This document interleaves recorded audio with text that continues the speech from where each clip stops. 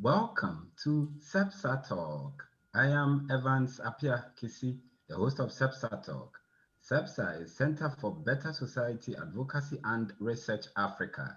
CEBSAR Africa is a non-profit organization that believes in a better society for all. We in CEBSAR Africa believe that a better society begins with you and I. Hashtag, a better society begins with me. For more information, please log on to www.cebsarafrica.org. Please follow us on the various social media platforms: YouTube at CEBSAR Talk, Facebook at CEBSAR Africa, Instagram CEBSAR Africa, and Twitter at CEBSAR Africa. Like always, today we bring you another interesting discussion on the topic Free Senior High School in Ghana, Current Challenges and Solutions. In September 2017, Ghana introduced a free senior high school policy for all children entering into the second cycle institution. In this policy, government absorbs the tuition fee of all students, absorbs feeding costs for all students admitted into boarding but lunch for day students, amongst other benefits. Although the policy has increased enrollment in secondary schools, its implementation is hindered by a number of challenges. And in this episode of CEBSAR Talk, we discuss the challenges hindering the implementation of the free senior high school policy, as well as highlighting measures to improve the quality of such an important policy. And I must say that to help us deal with such an important topic are Mr. Ernest Obin. He's currently a research fellow at CERIT Research and Consultancy Limited. He's also a reviewer for Asian Journal of Economics, Business and Accounting. He's currently a PhD candidate in management science and specializing in corporate governance at Jiangsu University with a presidential scholarship. He holds master's degree in accounting and a bachelor's degree in business education from the University of Education, Winneba, Ghana. I must say, it's a pleasure to host you. Welcome to CEBSAR Talk, Mr. Ernest Obin. Thank you very much, Dr. Kisi, and it's also an honor and so much happy to be here with you to share and to move our country forward. Thank you. Great. And our next guest, who is obviously not new, as one of our regular panelists, it's been long since we hosted him, is Mr. Yeboah Edmond. He's a research fellow at CEBSAR Africa. He's also a doctoral researcher at the Institute of Global Health at University of Heidelberg, Germany. He holds Masters in Life Science Economics and Policy from the Technical University of Munich, Germany, Bachelor of Science in Agricultural Sciences from the University of Cape Coast, Ghana. I must say it's a pleasure to host you once again. Welcome to CEBSAR Talk, Mr. Yeboah Edmond. Thank you very much, Evans. I'm really glad to be back here. It's been a long time and I miss the viewers as well. So Great. Thanks for giving me the opportunity to, Always. as Ernest said, discuss and move our country forward. Great. So we'll zoom in straight into our discussion. And like I always say to our fellow CEBSArians, please don't forget to keep your questions and comments coming, as today we discuss a very important topic on the challenges confronting the free senior high school policy and solutions thereof to be able to deal with it. If you're also joining us for the first time, please don't forget to subscribe to our YouTube channel. We have a lot of interesting discussions that we've uploaded. So if you go to YouTube and you type CEBSAR Talk, you would see most of our videos that we've uploaded over there. So gentlemen, welcome once again to today's edition of CEBSAR Talk. Thank you very much, Dr. Kisi. And as I said, it's a privilege being here. So much happy. Great. So I think I would like to start with you, Ernest. And generally, what's your view? What's your general view of this free senior high school policy? Do you think that we should Okay. commend the government for putting up such a policy, or what's your view on the free senior high school policy that we are currently? Thank you very much, and greetings to all our listeners all over the world. And I would also want to commend the leadership for a great job you're doing. I've been following you for some time now, and I believe that the topics you've been discussing is very, very important and it's timely. As we said initially, it is time for us to come together to think and to brainstorm and to propose solutions to the development of our country as well as our continent, Africa. So thumbs up to the brains behind this wonderful initiative. And I believe that you will continue to sustain it till we see a change in our country and in our continent, Africa. But back to the question you asked me, I believe very well that the research has proven that education is a key to the development of every country. As we are here, we have been privileged to go through school. That's why we've had the opportunity to sit on the show today. I believe very well that it is out of education that many countries have developed. And therefore, if we really want to develop as a country, then one of the areas any government must concentrate on and to make sure that the citizenry go through and develop is education. And therefore, we'll have to commend the government for the free SHS policy that has been initiated. I believe very well that it's really helped and transformed many lives as compared to previously the sessions we have. The Ministry of Education documents that when the free education was initiated or was started in 2017, enrollment increased by 11%. It means that if these people have not had access to the free education, this 11% of our students may have gone wayward, resulting in this teenage pregnancy and all the other social biases associated with dropping out of school. So irrespective of the challenges or the difficulties we are having in the policy, I believe very well that we need to commend the government for the bold step he took to initiate and to implement a free education policy for the country. Thank you very much. And so pretty much you think that we should commend the government for such a bold initiative, Sure. because amongst other things, it's been able to increase enrollment and transform many lives. But my follow-up question is, when you say it has been able to transform many lives, what do you mean by that? Yes, what I mean by being transformed many lives, as I said initially, research has proven that most people, as a result of lack of funding, their own ability to pay for secondary education, drop out of JHS, drop out of school after the basic school. But with the implementation or with the initiation of the free senior high school, today most of these students at least have a senior high school certificate. They are able to communicate. We know very well that if you're able to go through the senior high school, at least you are able to enlighten. There are some things, if you have not gone through the senior high school, you may struggle, like communicating in this English, trying to critical thinking and those things, you understand. So I believe that free SHS has really helped most of these, especially less endowed students who could not have afford secondary education through the free SHS policy. They have been able to gone through and they've been able to develop themselves in terms of, as I said, expressing themselves. It has also built their confidence level to a level I believe that it will propel them moving forward to be responsible adults and productive citizens. Thank you very much, Ernesto You're Bin. So I welcome. turn my attention to you, Edmond. Then, same question. What's your general view on the free senior high school policy so far? You think government deserves some commendation for such a bold initiative? And if yes, why?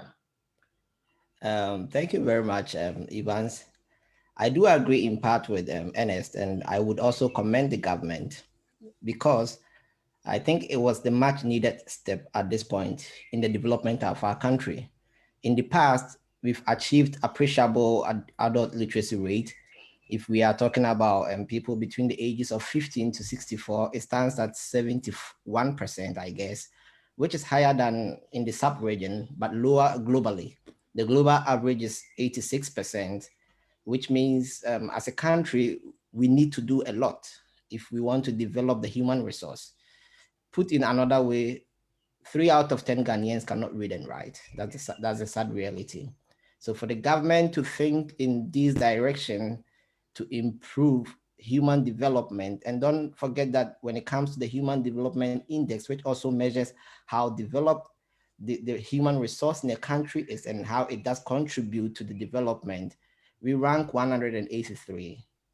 So in the past, we've done a fantastic job sort of promoting basic education and free basic education. And one would then expect naturally the next step would be to also promote free senior high. And it's also enshrined in the Constitution of Ghana.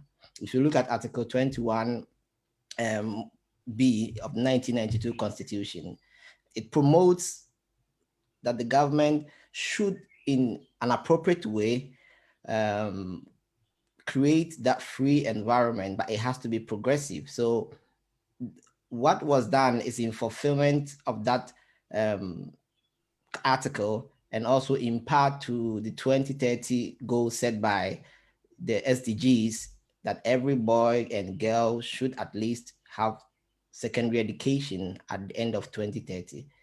In line of in line with these two, I would commend the government for Mm, that step to move the country to the next level. mm, Because I mean, thinking about when the Constitution was put in place, 1992, to when we finally said let's implement free education, it was in 2017. mm. So I would say yes, it was a bold step. And I mean, to me, our effort to expand education or educational development is worthy because it brings massive gains in the future. Thank you very much, Edmond. That's such an interesting thoughts out there with bringing in some stats here. But just a follow-up question. And so you pretty much also agree with Ernesto Bin that yes, government deserves some form of commendation for taking such a bold step. And you say that it was a much needed step.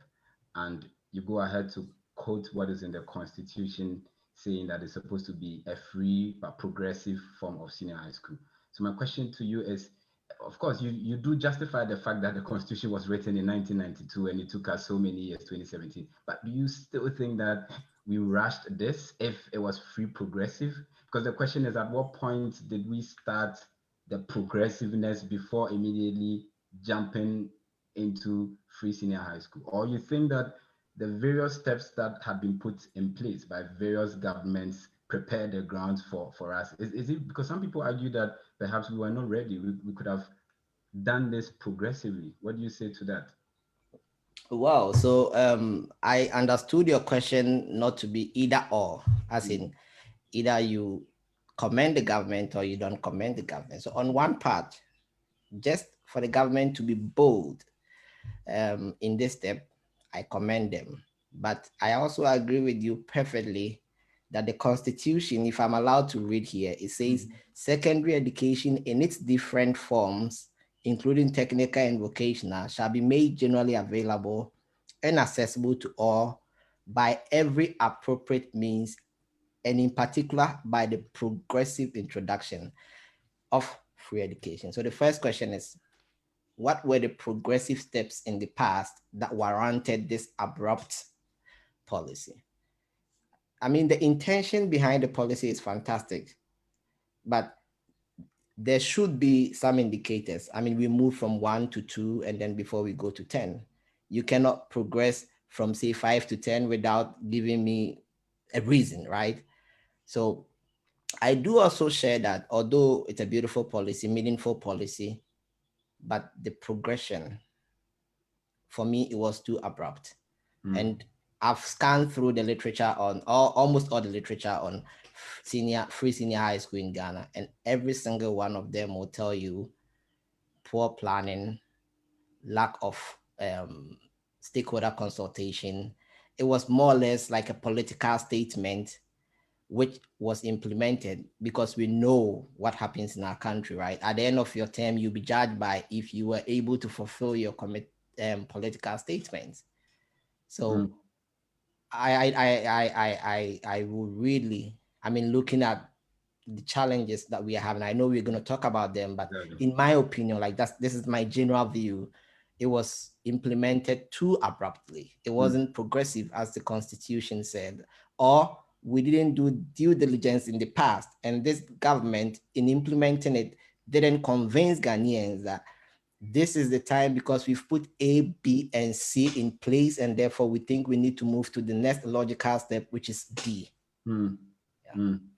Thank you very much. I don't know whether, Ernest, you would also want to say something about what I asked, whether because Edmond brought in the angle of the Constitution, and we've had people who feel that we're probably not yet ready. Like Edmond put it, that it was more an abrupt. I don't want to use a particular phrase that Kwekubako loves to use, whether it was more of, premature, you know what I mean. But so what's your impression also? Do you feel that was an interesting submission by Edmond?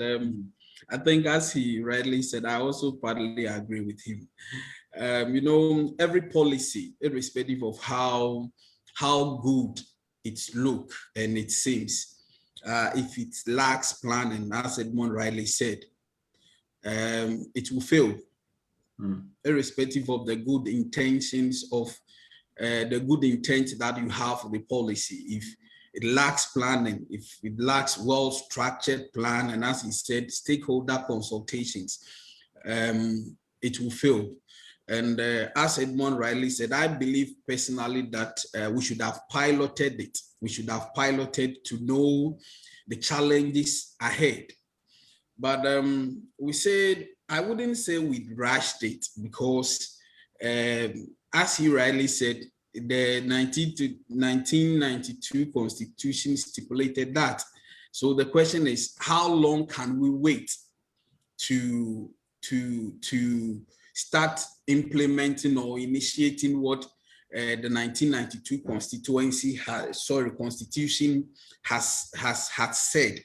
Yeah. All that I'll say is that probably we have misplaced our priority, but I believe that it's long overdue for us to implement such policies. These are policies that is meant to benefit the entire citizenry, and then the country as a whole must also benefit from it. But as Edmond rightly said, I believe that even though I wouldn't agree that it was rushed, I believe that we should have piloted it to know the challenges and the fear and the setbacks that lies ahead. If we had, let's say, piloted it in about, let's say, 4 regions, or even we can decide to choose some schools to pilot it to know the challenges that lied ahead, we could have avoided most of the things we are seeing now. But because we did it on a mass scale, the challenges are hitting us left, right, center. But as we always say, it is always not late. There are solutions we will profess to see if we can get back on track. But in a whole, I think that, as I said, we commend the government for taking that bold step. Let's look at how we can correct the wrongs to make the policy work. Exactly. Thank you very much. I think that's what we do here on CEBSAR Talk. And so, yes, regardless, people are allowed to have different views and different opinions. To some, it was probably rushed. Others, it was not. Bottom line, we are here, and the free senior high school policy has come to stay. So let's look at some of the challenges. I mean, Edmond, I would start with you. You already mentioned, some pre-challenges already with poor planning and lack of stakeholder implementation. But currently, what do you consider are some of the major challenges facing the implementation of the free senior high school policies? Thank you. So currently, there are a couple of challenges. The first one I would point out is what we've all heard time and time again, inadequate infrastructure. And I want us to have a critical look at what we say was inadequate. I, looking through the data and also looking through the whole policy, would argue that it's not as a result of free SHS. You know, the existing infrastructure that we had in the country, they were already overstretched. So this brings us to the what we said earlier, that it was poorly planned. I mean, a ship doesn't drive directly into the storm without adjusting the sail. So if you don't properly adjust your sail and you drive into the storm, you're going to be hit left, right, center in any direction. And it's very difficult adjusting the sail in the middle of a storm. It looks like that's exactly what happened with this policy. We saw the storm, we drove directly into it without adjusting our sails. Before the free SHS, the country, the secondary schools in the country were already overwhelmed. So the infrastructure were already under great stress. So for us to just bring another policy on top, which we knew it would increase enrollment, it's like we were shooting ourselves in the foot. So this is the first problem. And then there is also stress on the existing one. It's inadequate. The few one is those left, we are stretching it. And there is explosion of costs, because before this free SHS was something called a progressive free SHS education, where some of the costs were sort of absorbed by the government and parents were made to pay the rest. And then you came with a policy which says parents don't pay anything. I absorb all the costs. So from books to feeding, library costs, almost everything, including PTA. And then when the numbers increase exponentially, your cost will also increase. So then comes this financial pressure. So there is cost increasing, there is financial pressure, there are delays in the way you operate it, because monies are not dispersed in time. Just because your financing sources are not enough to deal with the rapid changes in your cost. I don't know if they anticipated these coming, but like you said, we are here and this is what we are facing. Great, thank you very much. And so you highlight four important points. First one being the inadequate infrastructure, which you clearly say that it's not necessarily due to the free senior high school. No, I don't think so. The facilities were already, stretched beyond its capability. I mean, there's not been enough expansion over the years. Yes. And you talked about the financial pressure on the government and then also the explosion of cost. But what do you mean by explosion of cost? Explosion of cost for who? Is it for the government or for parents? For the government. When the program was implemented in 2017, the government paid, I think, $100 million. And then the next year, they were paying $150 million. And subsequent years, they are going to pay more than that. Because, initially, our enrollment rate is hovering around 68 to 70. So 30% of Ghanaian children who qualify to be in secondary school, they are not in secondary school for many reasons, chiefly financial reasons. So if you absorb the cost, then it means we can all come to school, right?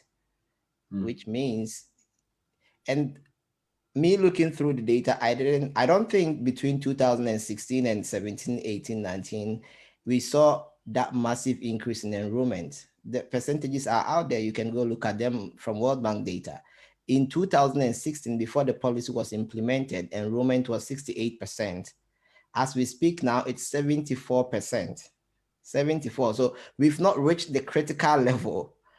It's not as if we've jumped from 68 to 99%, where we are saying almost every Ghanaian is now enrolled in school. So the West is still ahead of us. That's why we need to talk about this policy now and how to move it forward. Thank you very much. Ernest, same Yes, sir. question. What do you consider some of the key challenges we face currently with this I think policy? that the major challenge to the free senior high school is funding. They said funding, money is everything. If you have money, you can do almost everything. So as we've already said, because we didn't plan through to establish where we're going to fund the free HSS to sustain the policy, we rise through it, and then now we realize that the funding, initially we were using part of the petroleum money to fund it, but we realized that it's not sustainable. And therefore, other people are projecting, let's look at taxing and those things. But I think that, you see, we said that one of the policies or one of the reasons why we introduced the free senior high school is to relieve parents of the burden of cost. But the moment we begin to introduce tax, then it means that we haven't reduced the burden of cost, but rather we have shifted the burden of cost. Because if the parents are not paying fees and you are taxing them like more than necessary, it means that you've just shifted the payment of fees to the paying of tax. You understand? So I believe that it is funding. If we have funding, we can easily expand the infrastructure. And then, so I believe that everything boils down to funding. Now, teachers are agitating that they are doing more than necessary. So it means that we needed money to pay them for the extra work they are doing. So I believe very well that the major setback or the major challenge that the free education is going through is funding. If we're able to establish and have a sustainable funding, any other thing in terms of infrastructure, in terms of providing the necessary educational materials, textbook, and other logistic that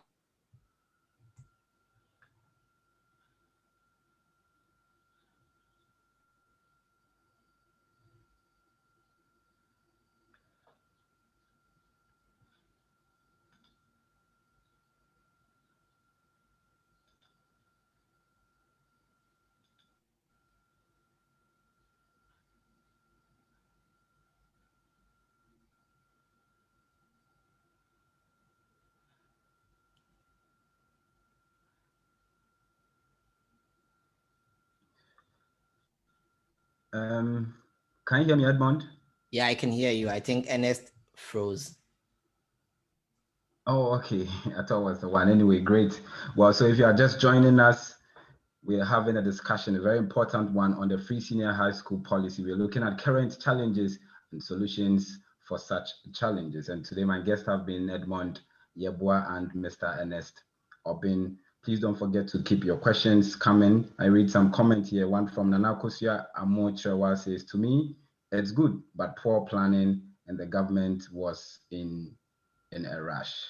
Anyway, I mean, I'm sure that Ernest would work on his internet and so we'll get him back. But Edmond, let me continue with you on this. One of the fundamental challenges that you mentioned was with the issue of the inadequate infrastructure, and that you brilliantly put it that it is So not. maybe before we jump to that, I would just add a little bit to complete what Ernest was saying on the funding. All right, go ahead. And it could also be a question. Maybe you could also help me solve it, because now we are talking about funding. But if you look at the percentage of GDP dedicated to education, it has been fluctuating though, but it's decreasing, which is an irony, because around 2008, 2009, the percentage dedicated to education was around 8 point something, 7 point something percent.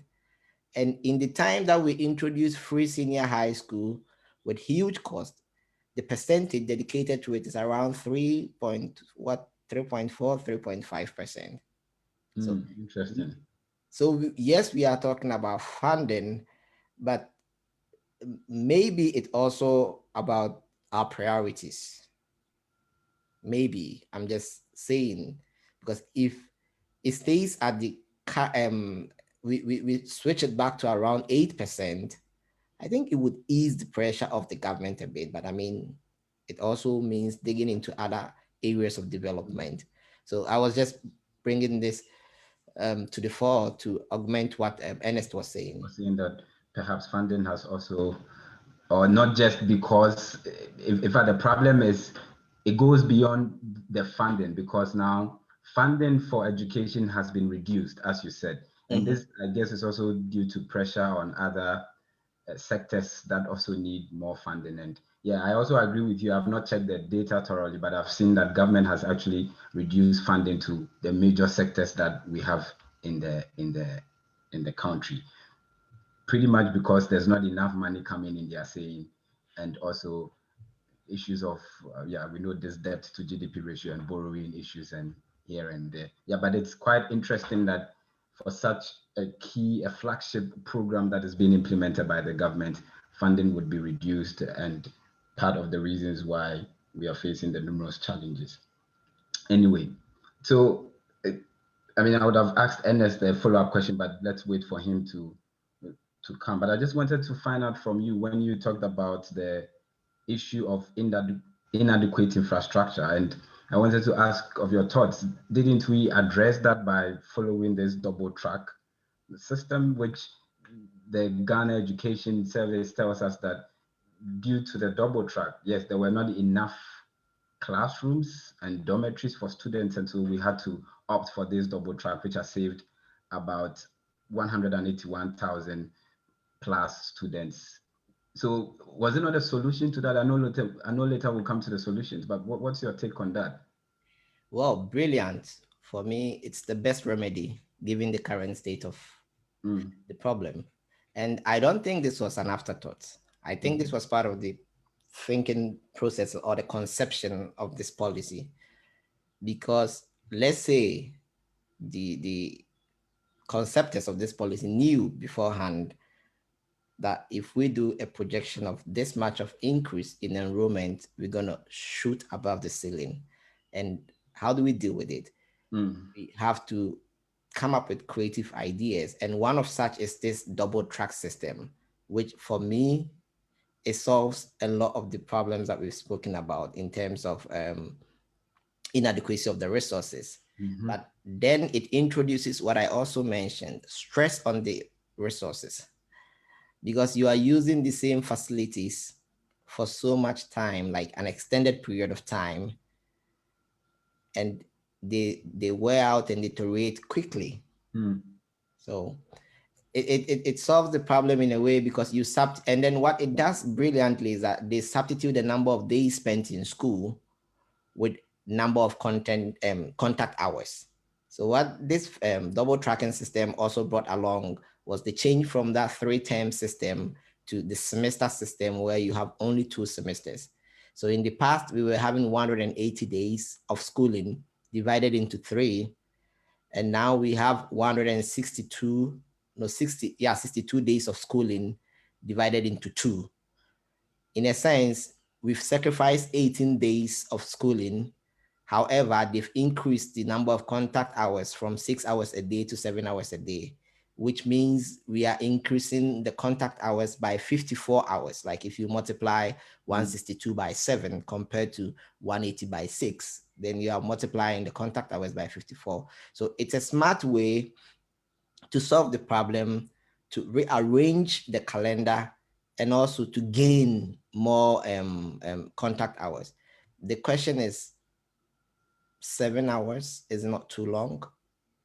I mean, I don't know the threshold, but for me, the double track system was the best solution to the problem that came along with the increased enrollment.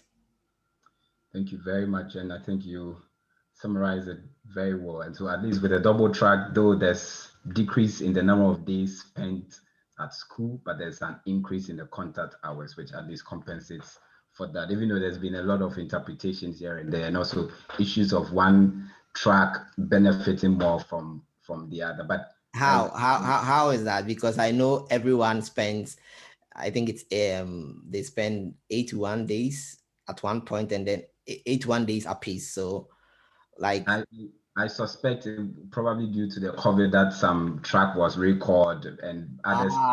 Okay. So these are unforeseen circumstances. But ideally, everyone is supposed to have 162 days in a year. True. And nothing more, nothing else. Like you go 40 days, you take a break, you come back 41 days, and they alternate it. Thank you very much. So, Ernest, welcome back again. So you were making the point of funding, and yeah, Edmond also buttressed your point with the fact that the GDP, the amount of money that is allocated to the educational sector or the education ministry has been reduced, and this could also be a problem. If you could end on the funding issue, and then I come in with some follow-up. Thank you very much. I fall off, technology, so forgive me for my inability to continue. But as I was saying, I think that everything is about funding. Every policy, every project, if we have funding for it, I don't think that we'll have any challenges. So because we didn't think through properly before implementing, we're struggling with raising how to fund for this infrastructure as well as the food. And you see that sometimes most of the headmasters wouldn't speak to it. Sometimes there will be shortage of food, and wait, they start coming. It all boils down to because we are lacking, we are struggling financing the policy that is intended to transform our youth. So I believe that moving forward, we'll have to look at ways of funding the free SHS to make it sustainable. Thank you very much. I don't know whether you have had a chance to look into the data as Edmond was trying to point out. And I was also saying that generally, I know money allocated to the various ministries has been reduced by the government. And I don't know your take on that. Don't you find it strange that for such a policy, that's a flagship program, something that we need money to be able to solve some of these challenges, still funding would be reduced to that sector? I think that I agree with you. And as we initially said, it all boils down to the politics of the day, where government comes into power because he wants to win power, promises a whole lot of things, looking at our constraints so far as finances and monies are concerned, and we will want to satisfy every part of the sector. Therefore, we share the little money we have among all the various promises the government made during the electioneering campaign. But I believe that, as you rightly said, everything is important, but there are things that are more important than others. And therefore, if we realize that some things are more important than others, we hold on to the ones which we can postpone implementation and concentrate on the one we have started. And then if things doesn't go well, it will destroy or it make every investment made in that sector go waste. I believe that we need to prioritize and then make sure that if we really want to get the result we seek to get in the free senior high school, we need to commit more money into that sector to make it successful.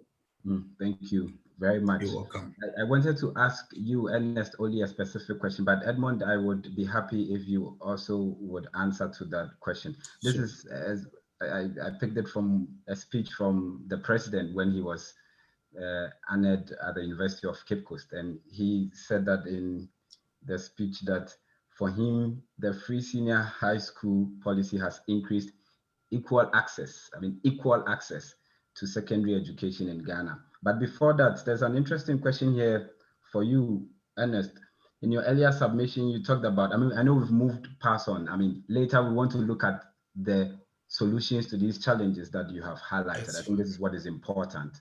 That's true. But still, it's interesting to find out from you when you say the piloting. So AK Mensa says, I also agree with the piloting suggestion, but how would have the piloting been implemented? For how long? How was it going to be done? Remember, that's great. Going to be in favor of the government. I also had a question like I was wondering, for such a policy. If you would pilot with 4 schools, it would be very easy, and you might think that it's easy. No, sorry. We know the government had 4 years to rule, let's say, to govern the country. So if you want to initiate a flagship policy that requires a lot of funding, what do? We know that we were told that, and data says that this free education was started in the north. So it means that the North was enjoying some kind of free education. So we could have easily said that, oh, okay, if it is the 3 northern regions, then in the first phase of the project, let's add 2 more regions to make it 5. You get it? Then we limit to less and endowed schools. We don't just speak to Prempe or Pokuwari and the likes. We limit it to the less and endowed schools. Then as and when we go, the second year, you add about 2 regions. By the time you realize that, oh, okay, when we were having 4 regions, these were the challenges ahead. You get it? And then we know that we will extend it to all the regions. So by then we could have been developing the infrastructure in the other schools where we are not implementing the project. So by the time we get into that region, the issues of infrastructure would have been resolved ahead of time. You get it? But as we said, every school is doing, including the Prempes, the Opokuwaris, and the high grade A schools that are able to finance. And you know, in every government policy, yes, it is true, it is a policy for the people. It is a policy for the masses. It is not for everybody to enjoy. We know that in a developing country like ours, most government policies are poor for those who are unable to access. Or so I believe that, as I said, we could have started it from region by region, and then also held on to the grade A schools. We know that this grade A, any amount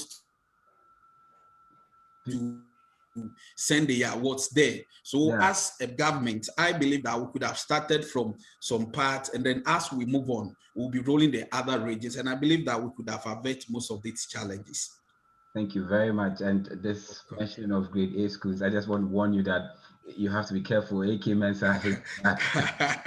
To extent Edmond himself. But anyway, I think I like the idea. If we had even exempted all the grade A schools, people are willing to pay in these so-called grade A schools, and that's true. Would make perfect sense. But I'm sure we might come to this when we get to solutions to some of these challenges that we talked about.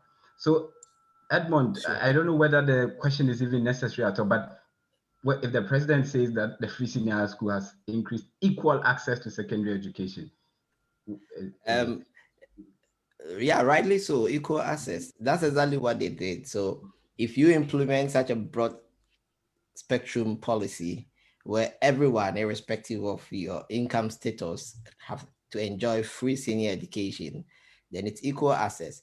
But let's remind ourselves of the pillars of the free SHS. There are 4 pillars. One is to reduce financial burden.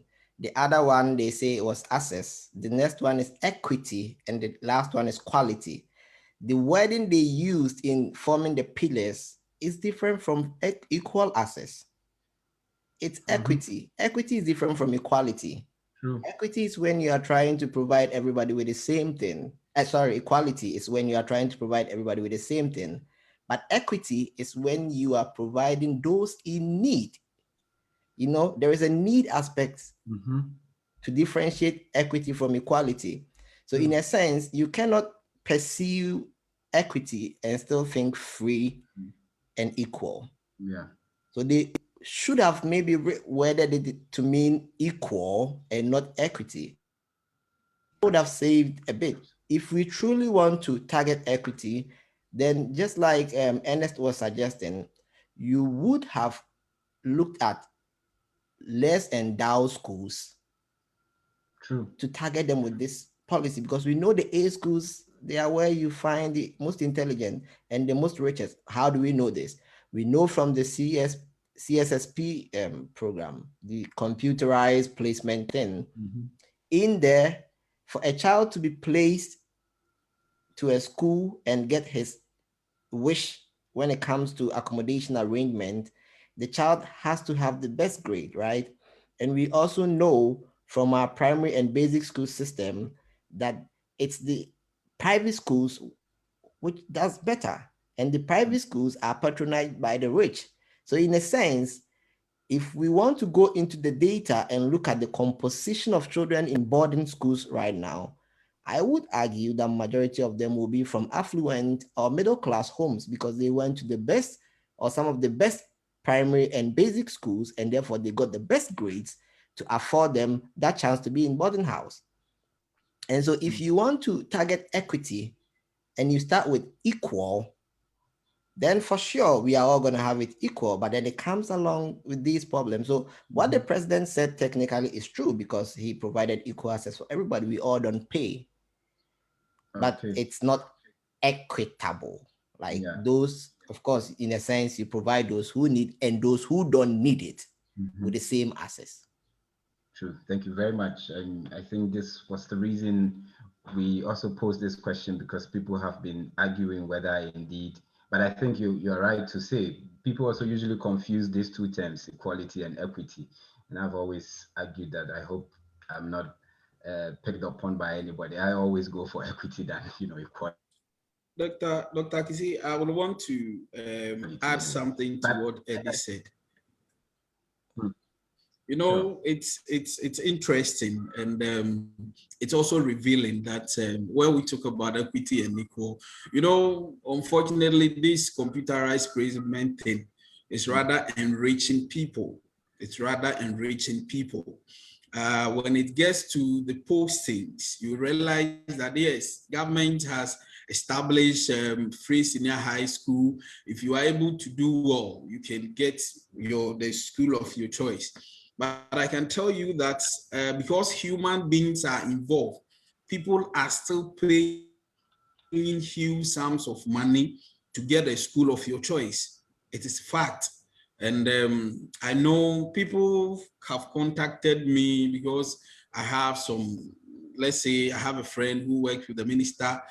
This one is taking that, this one is taking that. Then it's a fact. Probably the parent may not be able to tell you because he has gotten the school of his or her choice. But if you want to conduct the research to find and to get the data from the parent who had the awards getting the best schools in Ghana, if they can speak without fear or panic, they can tell you that it wasn't free. You understand? Because they feel that if you get the opportunity to be there, and people have really made money out of that. So I believe that moving forward, if the government, probably the president may not be in the know. That's why he said that he has provided free access.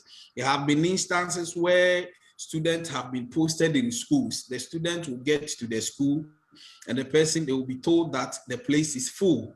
The person haven't gotten access to the school. You understand? So I know and I agree that we've made progress, but I believe that there are a lot more we can do to really cement or to fully accept the president's statement like he has made equal access to all the senior high schools in the country. Thank you. Thank you very much, Ernest. And so to our viewers, our fellow Subsyrians, as I call them sometimes, if you're just joining us, today we are discussing the topic, the free senior high school policy in Ghana. We're looking at current challenges and solutions, and my guests have been Edmond Yeboah and Ernest Obin. So we have highlighted a few of the challenges, and even for me, I think we kick-started the discussion around the solutions to some of these challenges. But let's zoom into the solutions, what you think. But maybe I should ask this, because both of you have talked about, Edmond talked about equity, and you also talked about, if I'm allowed to classify it as like targeting some of the regions. And I guess, I don't know, I'm just asking you of your opinion. You think we can go back to start from the ground to do these wonderful things that or would you even advise the government to say that, okay, let's hold on, let's take a sit back and, and pilot it or target certain less endowed schools or less endowed regions? You think this is possible? I think that would be a very difficult decision by the government because all right. Then let's hold on there if that would be difficult. Edmond. You see, when Adam and Eve tasted the apple, that was the end of it. All right. Okay, then let's find solutions to the crime of Adam and Eve then. Anyway, okay, great. So let me start with you, Edmond, then. How do we address the challenges? I wanted to ask you specific questions, but also for our time, I think I would allow you just to flow. How do we address some of the challenges that you mentioned? How do we ensure that we achieve these 4 pillars? I mean, let's take the financial, everything. How do we ensure that we achieve these 4 pillars? I mean, you can just pause me in between so that I give Ernest also the time to also go ahead. Some of his ideas. But I mean, first and foremost, we've talked about funding.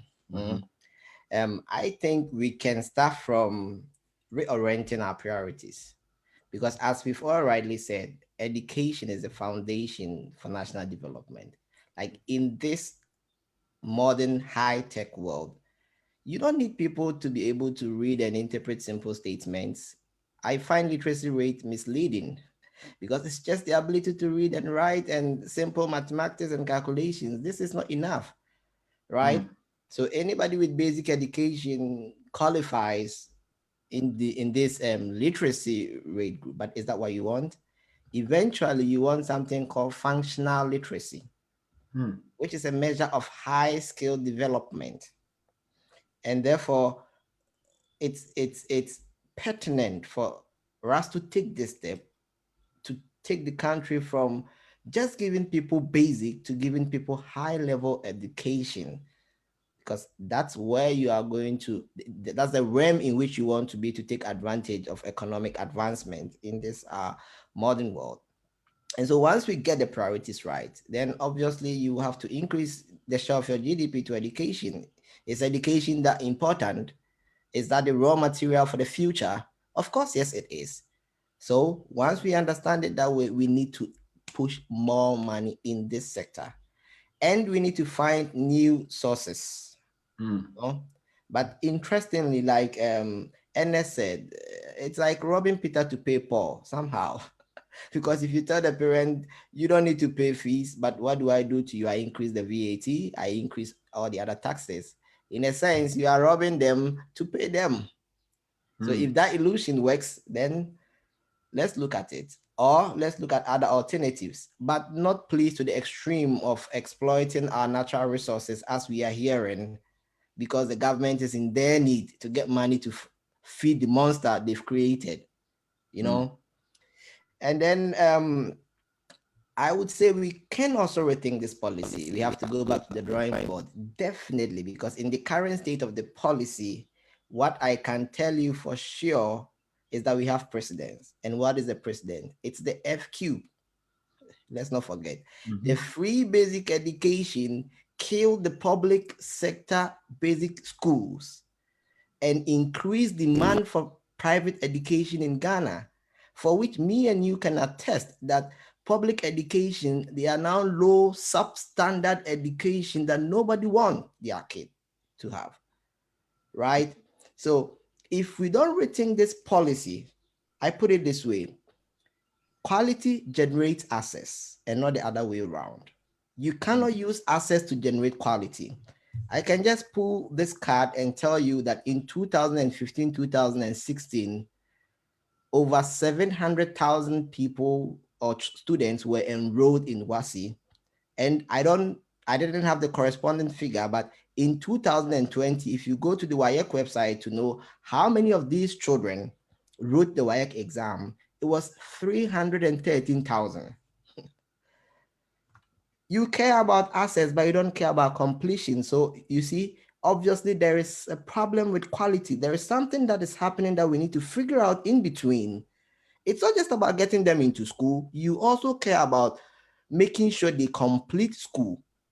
And like I said, in the past, we've seen from the F cube and making education free at the basic level, if poorly implemented, it results into deterioration of quality, which also erodes all the gains you make in access, because eventually people want the best for their children. I wanted to share with you a slide where we could see from the World Bank data that in the absence of this free SHS education, enrollment was increasing steadily in Ghana. See the reason? The reason is that in this time, everybody wants to get their children educated, irrespective of what policy you put in place. They want to get their children educated. And people are smart to know when the quality is dropping, they have to change hands. And this is what we don't want to happen, because in your bid to make it free and accessible, if you compromise on quality, then definitely it's going to backfire. Right. So I will hold on a minute. I will let you show the slides. I just want to bring in Ernest, but just a quick follow-up. I mean, I brilliant submission out there. Quality generates access. That's very true. I totally agree with you. But you made this, analogy that completion is also very important. But what do you say to those who feel that this, and viewers permit me, this Nanado graduates, those who just recently completed, we hear they made one of the best results. I mean, how do you want to measure quality if you're not going to measure it from the results that are churned out? And so don't you think quality has not been compromised? See, what's your measure of quality? That would have been one of the issues I wanted to raise, that this policy was implemented with no clear indicators to measure its success. True. It's a pity that some of the things were so ill-conceived that we don't know which indicators, right? Because if you want to use performance as an indicator of quality, of course you can use it. But I can also use the completion rate as an indicator of your quality.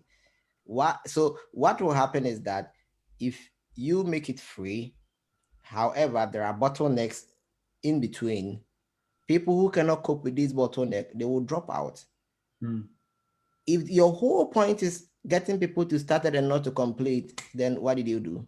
Okay, that's also a fair point out there. Anyway, Ernest, what about you? So I think Edmond started on a very good tangent. I have one last point, but I will let Ernest flow and then we'll come to you. I think we'll be spared some 5 minutes, so we'll allow you to show your slides because it might be interesting. No, I wouldn't show my slide, but I have one last point, but let Ernest come in. Sure. Thank you very much. I believe that, as you rightly said, we are here to channel out and then bring out solutions to make sure that the free education works again.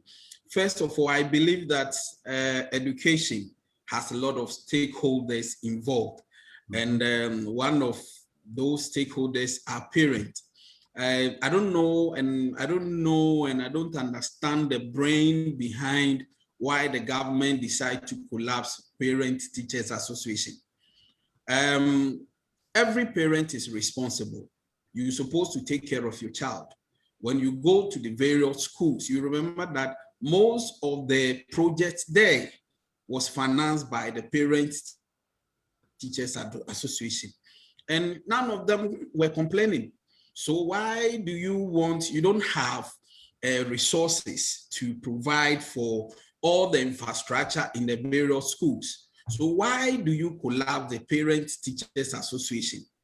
It is a responsibility. You brought up a child and you're supposed to take care of him or her. Government want to help in educating the child. That is a fantastic idea. But what is the role of the parent in educating or giving a senior high school to his child? Research has proven that most times things that are given for free provide negative results, and it's true. You remember that the issue is that, you see, one of the reasons why the private schools are in a way doing well than the public school is that the private school parent is paying money, so he or she will make sure that anything that goes on in the school, the student learns. But if you want to provide everything for free, oh, hey, it's free education, Nanado, get up and go. So the parent is not committed In all that he knows is that it's free education. Even some, when they are going, you eat in the boarding house, it's free. So get up and go. But I believe that we should still have the Parents Teachers Association, But even though. If I may ask, I thought the Parents Teachers Association is allowed, except they've been warned not to collect the PTA dues. And because, you know, sometimes some schools could sack you even for not paying PTA dues. Or No, but yes, I think that we can't rubbish that thing off. Just that government must scrutinize and regulate the monies that is being taken. Okay. You understand? The government can't do everything at this time, as we are saying. So if the PTA wants to come together to help in the providing of the infrastructure, which wouldn't be a burden, so much burden on parents. Your child is going to school for free. We want to raise a dormitory for them. So let's say that, let's contribute for the dormitory. You are not paying feeding, you are not paying books, you are not paying that. I believe that it will lessen the burden on the government for a while, so far as the infrastructure thing is concerned. And then secondly, you see, one of the things that amazes me in China is that it is the province that feeds her people. Every province provides food to feed her people. We have the district assemblies there. Government also initiated a project called Planting for Food. We shouldn't be buying food going forward for this free HSH policy. What I believe is that there are lands in every district. Let's engage the laborers. Let's embark on large-scale production of maize, beans, and those things, so that the district assemblies will provide, will under the Planting for Food initiative, will produce enough food to take care of these free HSS students. Because when you take the infrastructure aspect out of this thing, one thing that is demanding more money is food. One thing that is demanding more money is food. So then let's look at it. Let's take good care of the laborers at the district assemblies. Let's employ sophisticated method of farming, and then make sure that whatever is produced, we know we have people, if supervision is poor, we will produce the.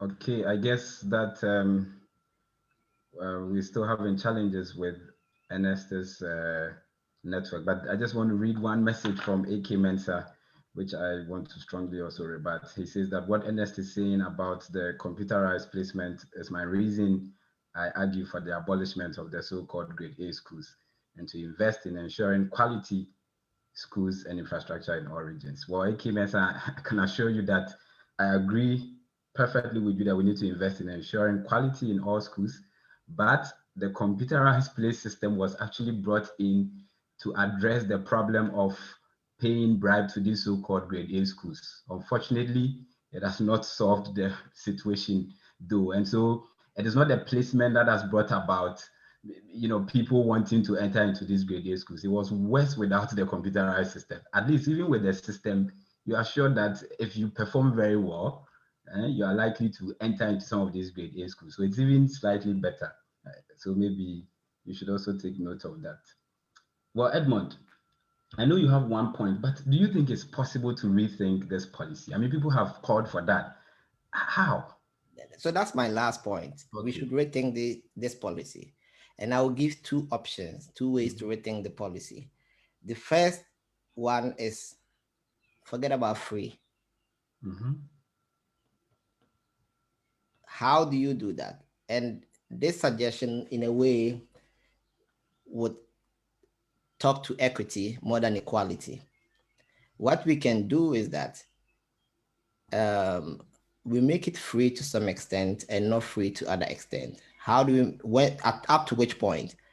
The government absorbs school fees, everything, except feeding and utility fees, which means if you want to put your child in boarding school, you have to bear the cost. You have to feed your child in boarding school, right?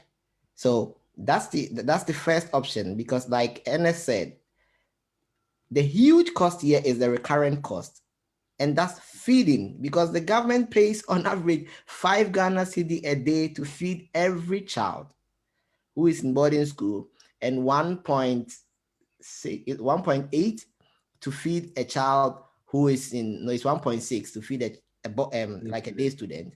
Yeah. So in a way, give parents the option. So it's and there are more people in the boarding houses than no, I mean, that's a huge cost. So Yeah. let them help you. Let the parents help you. It's free if you want to take your child to day school, but if you want to take your child to boarding school for whatever reason, then you have to pay for it.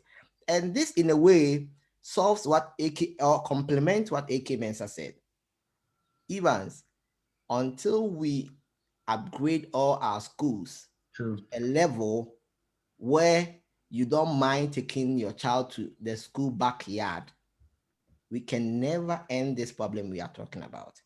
Because if you are telling me something is free and one person profits more than the other, you know what it means? Like to skip, for a parent to skip feeding his child twice every day, multiply this by 81 days. How much does it cost? So parents will do whatever they can to push their children in boarding schools, because in a way, the policy is not fair. There are many day schools out there. There are many day students out there. Not all of us get into boarding schools, and the government spends money on, like, some people more than the others. Mm-hmm. So if we improve our schools everywhere and the quality is almost the same. See, I've seen this argument that people make, and I find the logic a bit superficial. If Prempeh College is there and it's good, I'm not going to send my child to St. Augustine's College because of quality. Mm. The people who do that do it just for tradition. I attended St. Augustine College, so I want my child to be at St. Augustine College. But Prempeh College is equally good as St. Augustine's College.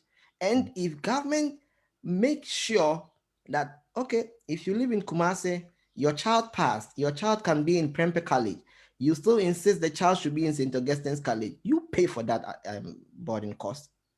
Makes sense. And in a sense, we can restrict the catchment area for the computerized placement system. They do it currently. So they try to make sure a child picks school within a certain catchment. We should limit it. It should be more smaller, in the sense that the schools that the children pick, they are within a few distances away. And to do this, you need to upgrade the schools around them, because if the school in my backyard is not good, you cannot force me to attend that school. But if you upgrade that school, then I can confidently go there without with knowing that it doesn't compromise on my educational attainment. My second option for rethinking this policy is to move away from boarding system completely. Okay. Yes. And I know people, because today I was reading AK Mensah's blog when he put something there and it was heated. The arguments were heated. Now we can take the argument one after the other. Firstly, people argue that the boarding system was put in place by Kwame Nkrumah when Ghana became independent, because we wanted to foster one Ghana, like one unit. Fair enough. Fast forward, is it the same purpose now? Is there a system, a mechanism by which we distribute children to schools to achieve this purpose? No. Do you think that the people who send their children to grade A schools in Addis Ababa or wherever in boarding schools do it with the intention that I want my child to come out as a socialized child? No, they don't. So that argument in itself has no footing in our current Ghana. And if you look at, don't you think that it might not have, but in the end, this is the end result? I mean, no, like, this boarding. I know what you mean, but the point is, we are already well socialized. Our cities are mishmash. We live as neighbors, and if you cannot be at peace with your neighbor, what makes you think that you'll be at peace with your neighbor when you are now in the boarding house? These students spend half of their time in boarding house, half of the time home. So we have a lot of opportunities to live together as one people. We've gone past that level. So we don't need that as an argument now for sustaining boarding schools. I would give you the disadvantages if we don't have boarding schools, because many children or many people don't have that conducive environment at home. For some of us, coming back from school, you end up doing all the chores and everything that you might end not getting time to learn, or there are no better learning environment at home. So this, I would say, and this has been proved by research, that it does affect educational attainment. So if we want to speak to the issues, we say children in boarding schools, just because they are put in a stimulating environment, they do better than children in day schools. If we want to revert this, we can also create that stimulating environment, right? If the schools are high quality schools just near me, if there is infrastructure always there that I can always go there to learn, you somehow create this environment, and we don't need to house all these children.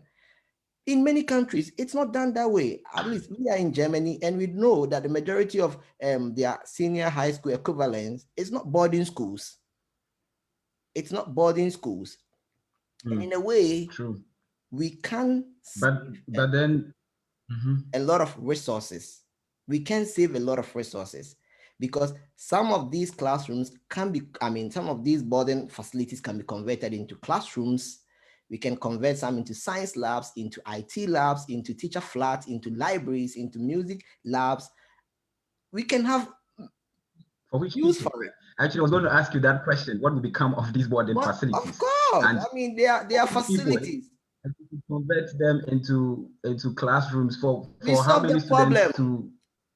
to You can convert these buildings into facilities, and then you can end your double track system. You can end but your you want double us to track. abolish the boarding house, so there will not be any need for a double track system. It's not just the double track, but what I mean is that this free education is so precious because the intention True. behind it is so powerful that as a nation we need to move this forward. This is how most of the developing countries, they've done it. Like developed countries, that's how they've done it. Given our limited resources, we need to be pragmatic and take decisions which somehow they are discomfortable, yet it takes us to a destination. And one of such that I've given is to do away with the boarding system, right? Okay. Yeah. Yeah. You Thank just you. compensate for the poor learning and supervisory conditions at home, and you can have sort of similar effect because there are countries doing it and it's not compromising. I mean, I agree with you. I think that we could also start by improving upon these day schools and building facilities around these day schools so that people Definitely. can go and study over there. And I strongly like your first point that perhaps we should deliberately, make it free for only the day students so that parents will pay for this feeding fee. And we should probably put a burden on people who want to send their children to boarding schools. Of And this course, perhaps could also help because to that's reduce the the practice in cost many that, countries. Like in many countries, boarding schools are private yeah, schools, right? So if you as a and they are very parent expensive then. don't know So what to do with your child, I'm not saying that's always the case, but if you, for some reasons, for many meaningful reasons, want to put your child in a boarding school, you do it at your own cost, and it eases the government exactly. of some of these burdens, because we are talking about the sustainability of this policy. If not, the cost will keep Yeah. increasing. And if we don't find pragmatic ways to ease this explosion of cost, then I'm sorry, I would have to sing the song with the naysayers to say this is unsustainable. All right. Thank you. Thank you very much. Thank you very much, Edmond Yeboah.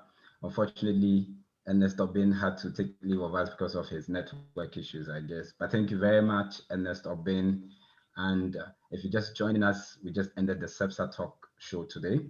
Today, we looked at the free senior high school policy in Ghana, current challenges and ways to deal with it. I think largely we all believe that it's a commendable initiative by the government, but perhaps we need to rethink this policy in order to improve upon the 4 pillars that they themselves highlighted as a way of achieving the free senior high school. That is access, equity, quality, and also, I would say, financial usage of our money.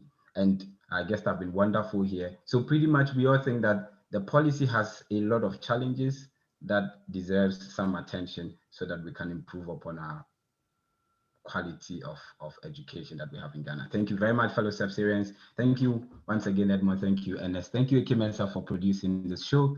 I am Evan Sapia Kisi. Don't forget to subscribe to our YouTube channel. We have a lot of videos out there. Just go to YouTube, type CEBSAR Talk, YouTube. You'll find most of our videos. Thank you. Thank you very See much. you Thank you, another time. Evans. Bye-bye. Bye.